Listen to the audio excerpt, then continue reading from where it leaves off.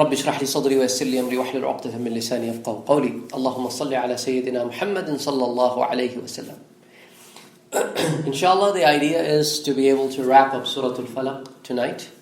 So we're going to be looking at some of the remaining points and certain things that I did not cover in the last few weeks that we have been doing it. We'll inshallah wrap up Surah Al-Falaq tonight, and inshallah next time we're going to start with Surah Al-Nas. That should not take us as long as Surah Al-Falaq took, because we spent a couple of weeks establishing the grounds and the historical facts and some of the understanding. So for Surah Al-Nas, we can directly go into Surah and start talking about it, because the ideas are very similar between the two surahs as the background information. A couple of things that I want to talk about here is that have been referenced in the books of Tafsir. One of the things is that can certain things like magic affect the Prophet of God? And we came to this conclusion after reading all of this. Yes, to a certain extent, yes it can, just like other calamities can affect them. For example, prophets can have aches. We looked at those hadiths last time that Prophet had a headache. We looked at the hadiths where Prophet had a fever. Prophet was injured. So there were human aspects to the Prophet, and that are there, and that's perfectly okay, acceptable by everybody, that aspects are there. However, the spiritual aspects are also there, and because of their spiritual aspect, a lot of those things did not affect them, that they would affect other human beings. So that's one of the aspects I want to talk about. The other thing I want to bring forth over here is a point that is raised by Allama ibn Qayyim, rahmatullah alayh, and he was a big mufassir of his time, and when talking about this particular ayah, min sharri ma khalaq, he brought forth that there are two different kinds of shar. One shar can be in the form of a test or calamities, which are outside shar. And the second category of shar is inside shar, things that affect you from inside. And some of the categories are what we talked about. And then he further classifies it and says, when a shar takes the highest point, when it affects you inside, is the form where you start committing shirk or kufr. That's also a form of shar when you are influenced so much that you go to that extent. So he brings that particular point that I wanted to talk about here. And then I did tell you that there is a difference between hasad, which is a word that is generally used in Arabic language when somebody feels that the other person should be deprived of the blessings and I should be the one who should receive those blessings, and is constantly have this feeling in his heart. On the other hand, a person who looks at other person's blessing and wish he has the same blessings as the other individual without the other individual losing the blessings is called ghibta. So that's another terminology that we talked about. Now, as I told you last time, that I'm going to be indulging in a very different kind of tafsir now, which is called the Tafsir Al-Qurtubi. If you can see, the last name is Cordoba. So it's been written in that. There's somebody who lived in that area.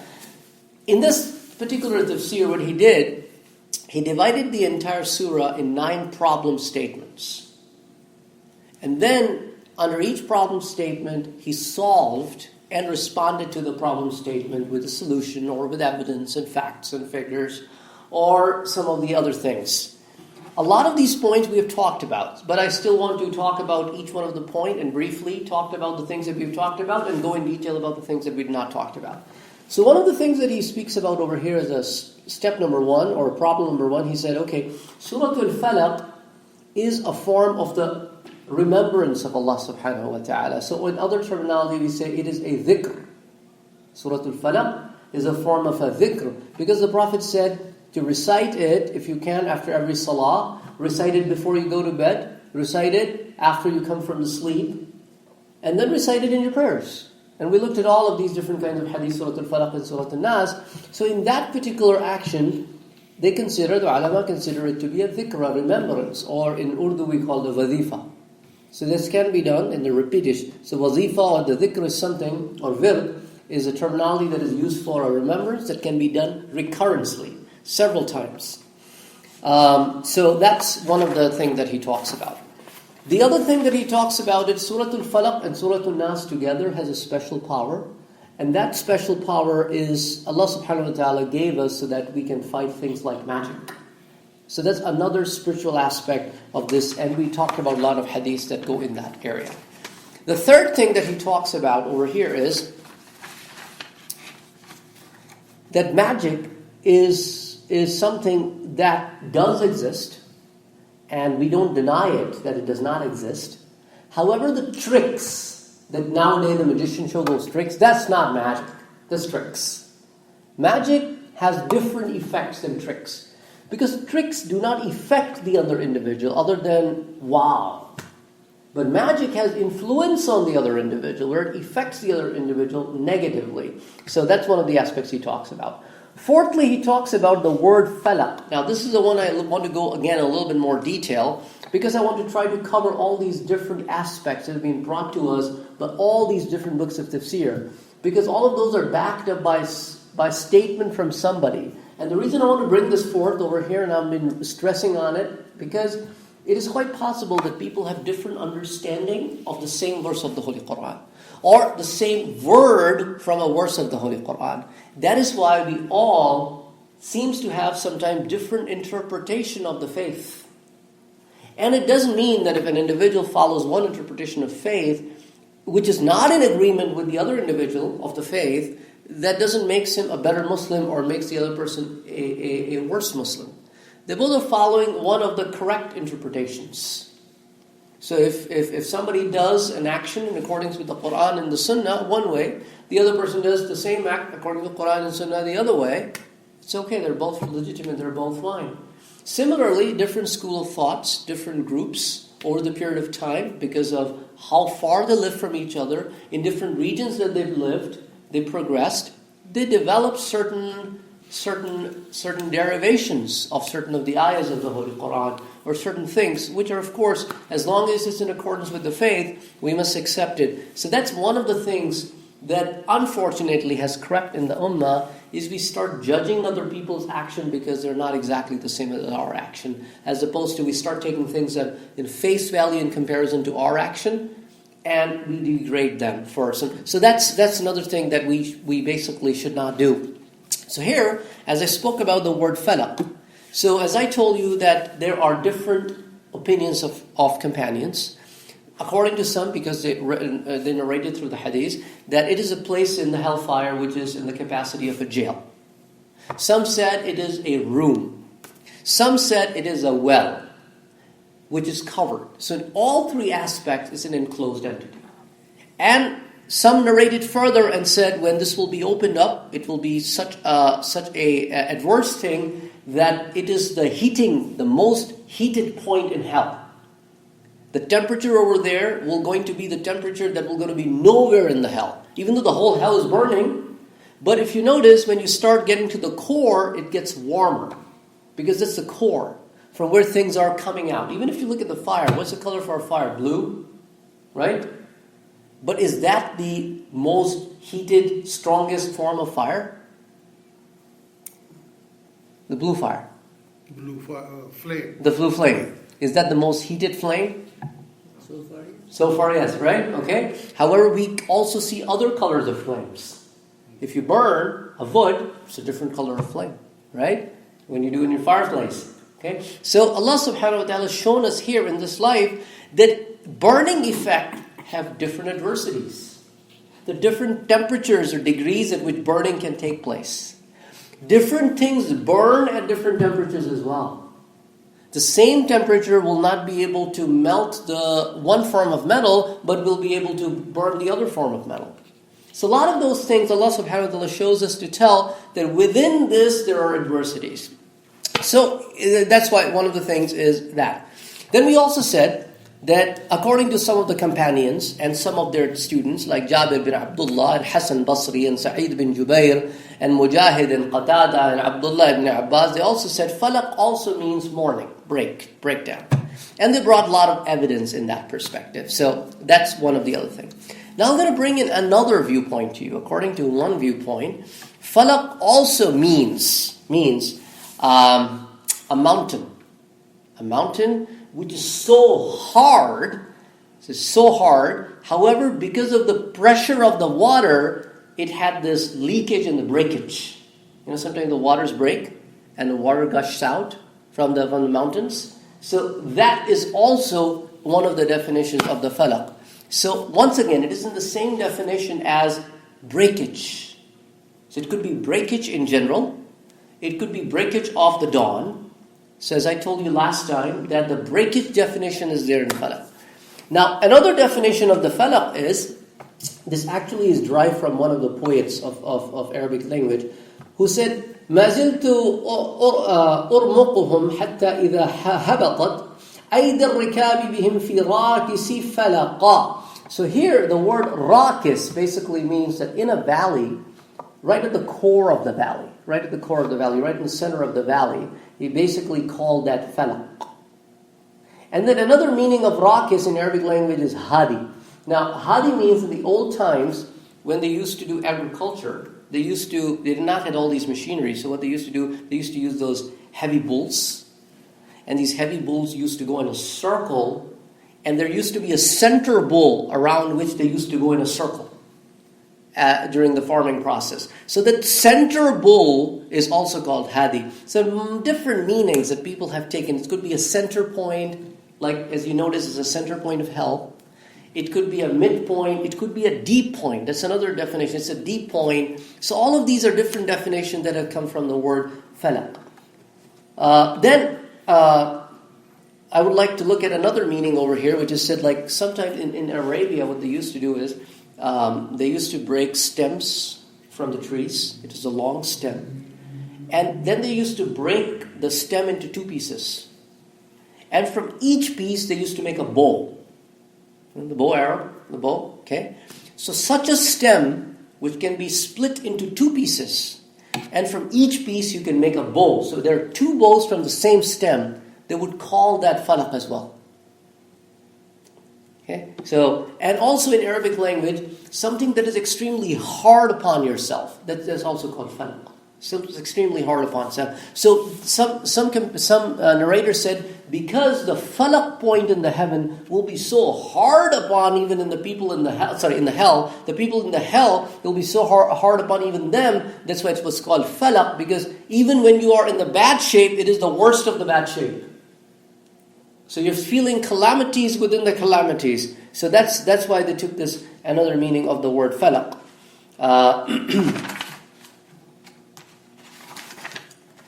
And the last meaning they want to bring forth over here for the word khalaq is also from what was created. Because the next ayah, which is an evidence of min sharri ma khalaq, means by which we mean, and there are multiple meanings of that. We talked about a lot of the meanings, but one of the meanings is the Iblis himself. Because the word shar, therefore the word khalaq over here, according to some ulama, means specifically the creation of Iblis and all of his followers, or anybody who is in that capacity. Some people say because of shar and khalaq, it means the hellfire, which will going to be a place where all the people of shar will be placed. So all of these are different explanations. The third explanation of this is anything that is harmful is being mentioned over here in min sharri ma khalaq. So the word shar refers to that entity. So Allama Qurtubi has decided to bring all of these different definitions that existed in different books in linguistics, in different interpretations. He tried to bring them all in one place. So that was another evidence. Then the fifth one he talked about is the word min sharri ghasiqin idha waqab. We talked in very much detail about this word. Ghasiq means when the night comes and starts taking over. Waqab means when it completely takes over everything. And there are a lot of meanings of this. One of the most acceptable meaning is this. Some people are of the viewpoint it means when sun is going away. Of course, that means darkness is coming. Some people say it means when the moon takes over, which again means when the darkness takes over. The reason they go with that movement is because usually when moon takes over, that's the time when the darkness is at its peak. And also that time is much cooler than the time during the day. So a lot of those entities who wants to perform activities in that cool time of shar activities go out and perform the shar. So these are different meanings that have come about that we talked about. The word ghasiq has another meaning which surprised me a lot. Imam Qurtubi brings it. And he said that the snake when it bits you, that's also called ghasiq. Ghasiq. As it says that because the snake has these teeth that it puts in the human body, and this process of this entering into your body is basically, he calls as the darkness prevails and it enters, something entering into something else.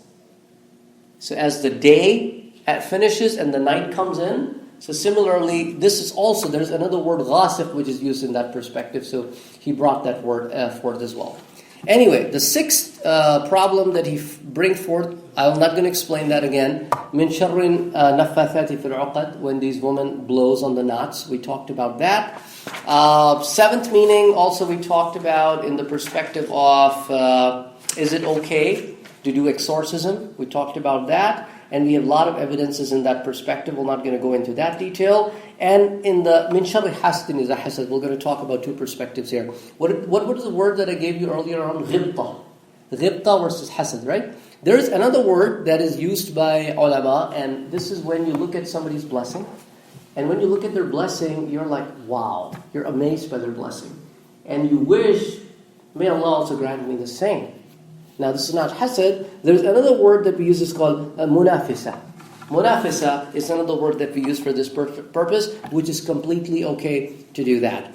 And the last is that Allah subhanahu wa ta'ala, min sharri ma khalaq, is a very, very important ayah in this particular surah. Why? Because min sharri ma khalaq means from the shar of everything that's been created. And then there are three individual shar that has been talked about. Min sharri naffathati fil uqad, min sharri hasidin idha hasad, and min sharri ghasiqin idha waqab. These are the three shar that has been specifically talked about. So here, when the person commits the sin of hasad, according to some ulama, he commits more than one sin. Why? First of all, he affects his own health. And everybody is responsible and answerable to Allah subhanahu wa ta'ala of what they have done to their health. Second of all, if this hasad comes out, it affects other individual. So then you are answerable to what you are doing to other individuals.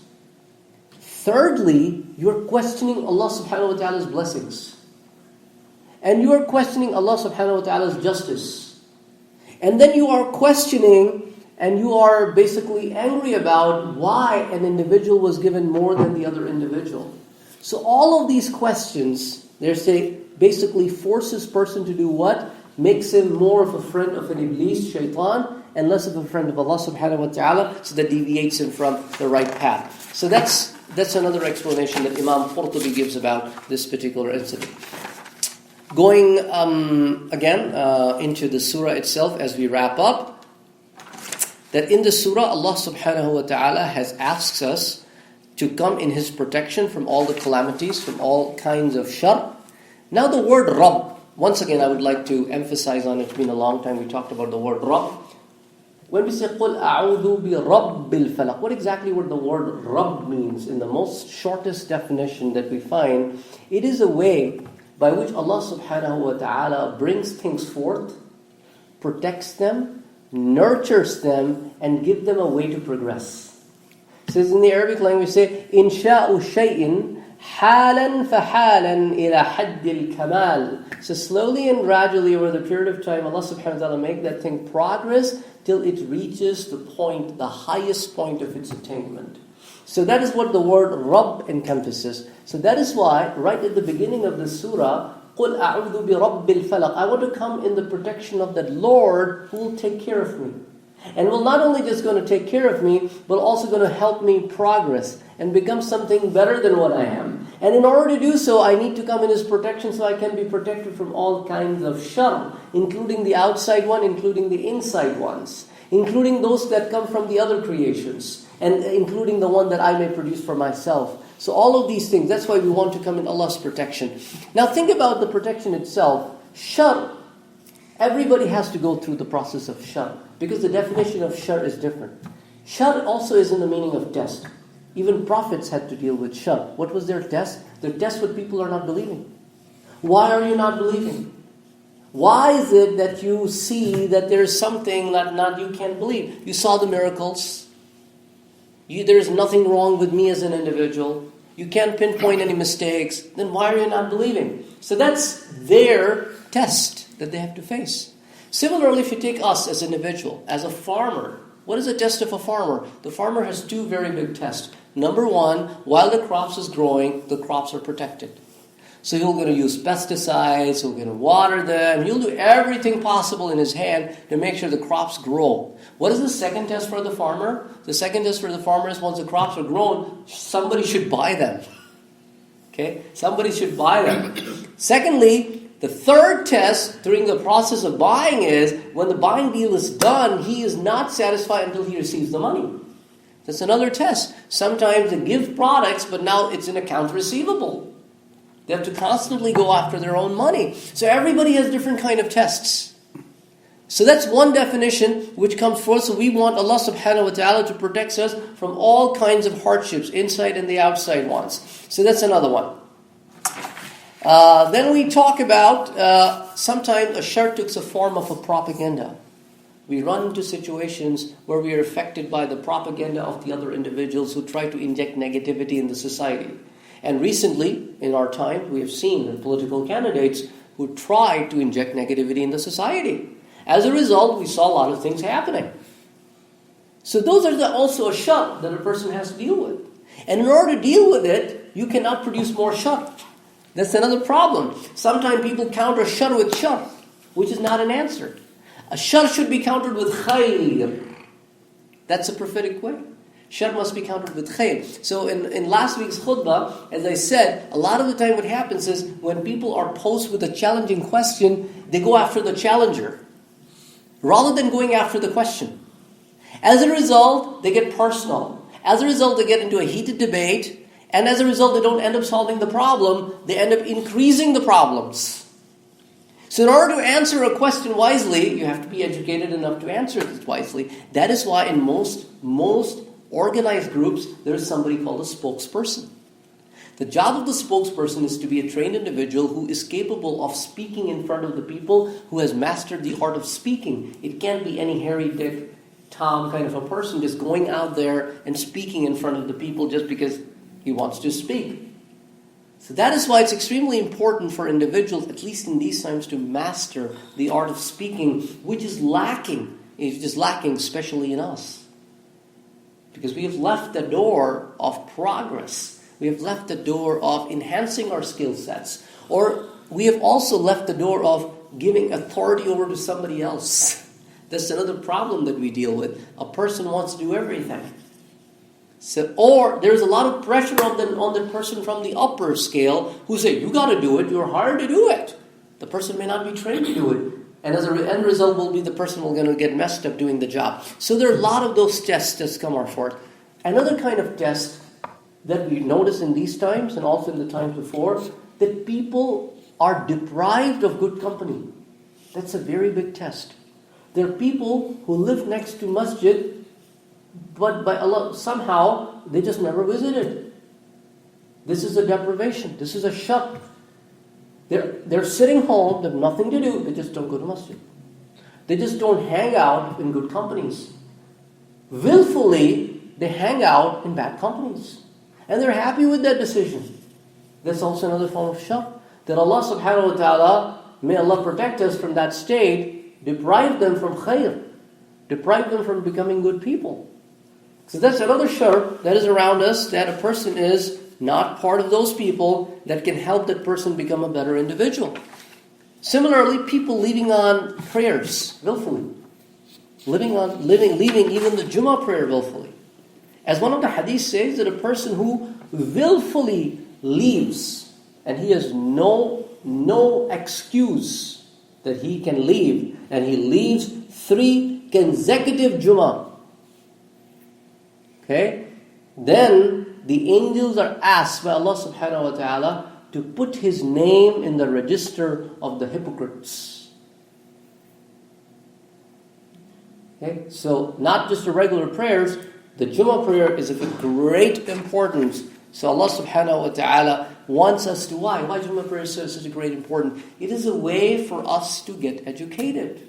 It's a way for us to build that community. It's a way for us to build that strength, that grouping, that learning, that getting to know about each other, that relationship that can build generations. In the same Jummah prayer, you'll notice the grandfather, the father, and the grandson, they all find their own company. They all are building the bridges that will help them for the future. So all of these things are great things about Jummah that a person is depriving himself from. So another thing that happens because of the hasad is when a person starts thinking that he's better than other people. That's why he thinks that he should get what he's not getting. So that's another point I wanted to raise. Then we talked about this particular point. I talked about it last time. One of the other things that I ran into one of the tafsir over here is that Surah Al-Falaq, if recited, is also beneficial for your risk, for your earnings. Because think about it like this: if an individual is protected from all shar, certainly a person can concentrate more on khair. As a result, Allah subhanahu wa ta'ala will going to bless him and will increase the blessings. And blessings is not always monetary by money. I've seen people in my life, so I can speak practically, whose earnings were not much, but their support system was much larger than the people who are earning twice or thrice than them. I've seen those people who are earning 1/3 that they were supporting 30 people, multiple families on a single income. And I've seen people who are making 3 times more money, 4 times more money than them, and all their money would only be spent on their family and that's it. Very rarely they would support anybody. This is the barakah, this is the blessing from Allah subhanahu wa ta'ala. Somehow He gives this blessing to some people. So the barakah is something that we should ask for besides asking for wealth, because that is extremely important. Extremely important. So, we were talking about hasad over here, and that will be our last point, which we're going to emphasize over here, and look at some of the ayahs from the Holy Quran about this particular subject matter. Hasad is a word about which, in Arabic language, they use a statement. They said, Al-hasadu hasak. Man ta'alluqa bihi halak. Means, hasad is like a poisonous thorn.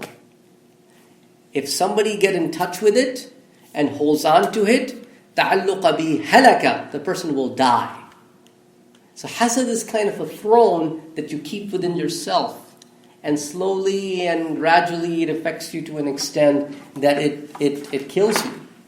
Now hasad has been part of the human race for a very, very long time. As we look at some of the ayahs from the Holy Quran in this perspective.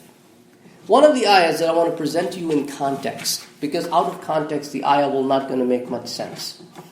So this ayah talks about a group of people in Medina. Okay?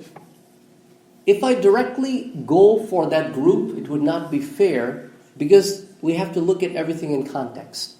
So Allah subhanahu wa ta'ala in the ayah before says, وَقَالَتْ طَائِفَةٌ مِّنْ أَهْلِ الْكِتَابِ. Means, from the people of the book, there was a group. Okay? So if I just go to the second ayah and say, Ahl al-Kitab do this, it will not be fair. It will be out of context. So that is why you cannot just take a piece of an ayah and forget about what's going around it and apply it to a large group. You can't do that. It's not fair. Because Allah subhanahu wa ta'ala said, وَقَالَ طَائِفَةٌ مِّنْ أَهْلِ الْكِتَابِ, that a group of people from the people of the scripture, آمنوا بالذي أنزل على الذين وقالت طائفة من أهل الكتاب آمنوا بالذي أنزل على الذين آمنوا وجه النهار وكفروا آخره لعلهم يرجعون. So they used to say that believe in what you see, like the believers, and believe during the daytime, and then disbelieve at the nighttime. Believe again during the daytime, and disbelieve again the night. So what was the idea? The idea was when you are among the people, act as a believer. When you're not among them, you're back in your own faith. Because anyway, you never accepted their faith. So these are the group of people that Allah subhanahu wa ta'ala talks about and said, وَلَا تُؤْمِنُوا إِلَّا لِمَنْ تَبِعَ دِينَكُمْ. These are the people who say that do not trust except those who follow your religion. So this is their mindset. These group of people, from the people of the book, their mindset is, do not trust anybody who is not of your faith. قُلْ, O Prophet, tell these kind of people, إِنَّ الْهُدَى هُدَى اللَّهِ. The guidance comes from Allah subhanahu wa ta'ala alone. Okay, so we are talking about this particular group of people that they are telling that do not trust anybody. And why are they in that state that do not trust anybody? Because they are of the state, because they thought that the book of Allah and the prophets of Allah should have been in a certain group of people, which are the children of Isaac, the children of Israel. Why was it handed over to the children of Ismail? They could not digest that process. So Allah subhanahu wa ta'ala says, أَمْ يَحْسُدُونَ النَّاسَ عَلَى مَا آتَاهُمُ اللَّهُ مِنْ فَضْلِهِ. Are they having the ill feelings based on Allah's blessings and what He has given to the group of people? Are they questioning His distribution? How dare they question His distribution? Now let's leave these people over there in the past and let's come in the present times. You will run into individuals, I run into them all the time, and usually it happens in an old age. When they're looking at their past and they question Allah subhanahu wa ta'ala, why did you do this to me? Why did you did this for me? Why did I run into so-and-so people? Why I got married over there? Why did this happen to me? Why did that happen to me? They're constantly in this argument. And when I run into these people, I said, do you know what you're doing? You're arguing with Allah subhanahu wa ta'ala and questioning Him. He said, well, I can't tell people. I got to tell somebody, so I tell him. I said, is this your place to question His decisions? Who say, I am the most just? How can you question Arhamur Rahimin? How can you question Ar-Rahmanur Rahim? How dare we question? He has given us more than what we are worth of. You have not seen the worst. You have not seen the worst. So be thankful. In this age, rather than arguing about what happened in your past, how about repent? How about get closer to Him? How about try to become His beloved now, rather than crying over what happened in the past or arguing over it and questioning and quarreling. And then what do? These are the kind of people, when they come in gathering, there are certain people in their past that they have not forgiven. They still take their outrage over them. Even their offspring, they take the outrage over them. And even their offspring, they take the outrage over them. And I've seen it happen. I've seen it happen. So this is the mindset that a person needs to fight. Why? Because all our life we have given into nafs. We've never fed the ruh. We've never fed the soul. We have always been in the state of amara. But the problem is when the age hits these people, they make a claim. No, I'm in the state of nafs al-mutma'innah. I'm pleased. If you're pleased, your actions don't show. These are words. If you're pleased, you don't have to tell anybody you are in nafs al-mutma'innah state. Nobody needs to know that. Why do you have to rant about it? So these are the kind of things that a person has to go back and see, am I questioning my past? Have I forgotten all the blessings that Allah subhanahu wa ta'ala gave me in the past? Think about it. When I was young, I did not even own a bicycle. Now I drive a car. Now there are people who drive me around whenever I need to go. I never had a health insurance. Now I have health insurance. I never had lots of blessings, which I now enjoy. I did not have a fan. Now I don't leave air conditioning. I don't leave heaters. All of these things. We owned one television in the whole neighborhood. Now every house has more than one television. There was one phone in the whole neighborhood, and that used to be landline. Now a lot of people you were going to find with multiple phones, multiple gadgets. We used to live in one room. Now we own multiple houses. We don't think, we don't look at that. All we look at is, I call on a piece of white paper. If I draw a dot and I give it out to people and say, what do you see? They will only talk about the dot, but we're not going to talk about the white paper. This is how we think. That needs to change. that need to change because we are not happy in what we have. We're constantly looking at what other people have. They had the same problem. They had the same problem. As a result, they started injecting what? These group of people, they started affecting the Sahaba, the companions. They would put them in a state that they would not have answers for. Then they would go to the Prophet and ask him all sorts of questions. So Allah subhanahu wa ta'ala had to address this in the Quran and says, أَمْ تُرِيدُونَ أَن تَسْأَلُوا رَسُولَكُمْ كَمَا سُئِلَ مُوسَى مِنْ قَبْلِ. Are you want to be in the same state that the children of Israel were when they came in contact with Moses? Constantly asking questions after questions after question and making life difficult for themselves. Don't do that. And among these people who are of this mindset, وَدَّ كَثِيرٌ مِّنْ أَهْلِ الْكِتَابِ لَوْ يَرُدُّونَكُمْ مِّن بَعْدِ إِيمَانِكُمْ كُفَّارًا حَسَدًا مِّنْ عِنْدِ أَنفُسِهِمْ مِّن بَعْدِ مَا تَبَيَّنَ لَهُمُ الْحَقِّ. Among these people, there are a lot of them who are working day and night to do what? Trying to convince you to go back to your old faith and become a kafir again. Why? Because they have hasad in their heart.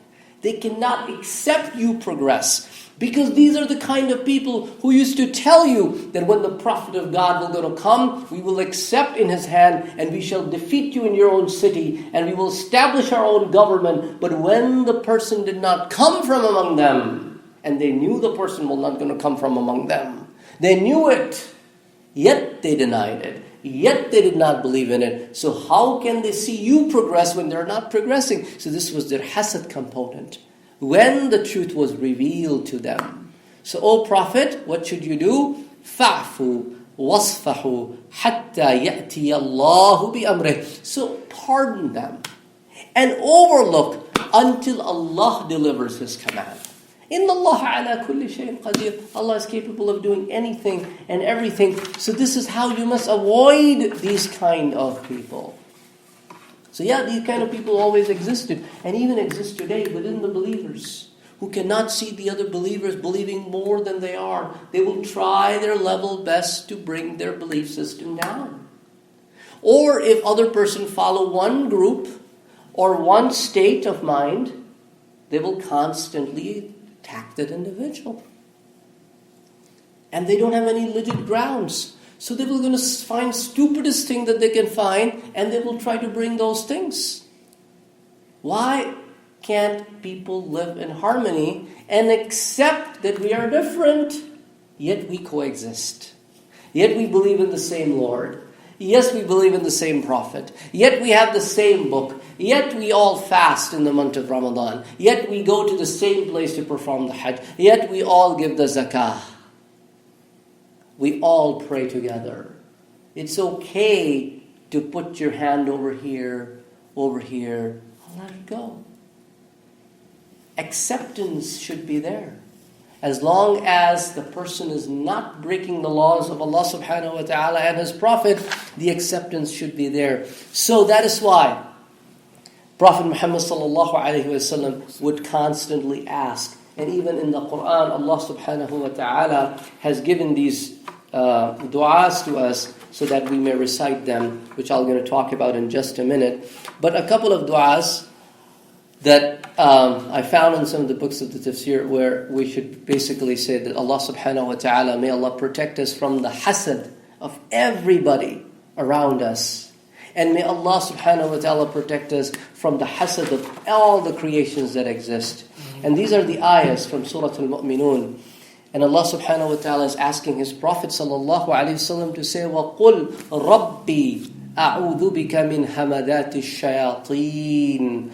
Oh Allah subhanahu wa ta'ala, my Lord, I want to come in your protection from the incitements of the devil shaitan, from his acts, from his acts which are not open, hidden acts, secret acts. وَأَعُوذُ بِكَ رَبِّ أَن يَحْضُرُونَ. And I want to come in your protection, my Lord, lest they be present with me. So Allah subhanahu wa ta'ala, I want to come in your protection. I want to come in your protection from shaitan, who basically affects us, who basically attacks us in several different ways possible out there.